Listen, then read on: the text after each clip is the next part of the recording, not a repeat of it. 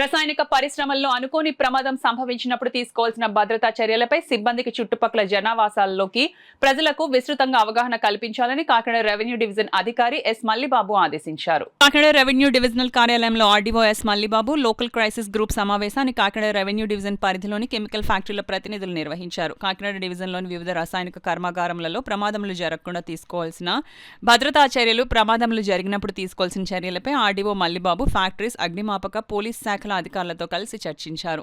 ఈ సందర్భంగా ఆర్డీఓ మల్లిబాబు మాట్లాడుతూ గ్యాస్ లీక్ అయినప్పుడు సంబంధిత సెన్సార్స్ ను ఫ్యాక్టరీ ప్రదేశంలో మరియు చుట్టుపక్కల ఉన్న ప్రజలను అప్రమత్తం చేసే విధంగా అలారం సిస్టమ్ ఏర్పాటు చేయాలన్నారు. అన్ని ప్రమాదకర పరిశ్రమల్లోనూ నైట్ మాక్ డ్రిల్స్ ను, ఆఫ్ టైమ్ మాక్ డ్రిల్స్ చేయాలని ఆదేశించారు. అనుకోని ప్రమాదం సంభవించినప్పుడు ప్రజలు తీసుకోవాల్సిన భద్రతా చర్యలపై ప్రజల్లో విస్తృతంగా అవగాహన సదస్సులను నిర్వహించాలన్నారు. ఈ సమావేశంలో deputy chief inspector of factories JVV S Narayana, inspector of factories K Rambabu, జిల్లా అదనపు అగ్నిమాపక అధికారి సుబ్బారావు, పబ్లిక్ హెల్త్ ఇంజనీరింగ్ మరియు వైద్య ఆరోగ్య శాఖ అధికారులు, వివిధ పరిశ్రమల ప్రతినిధులు తదితరులు పాల్గొన్నారు.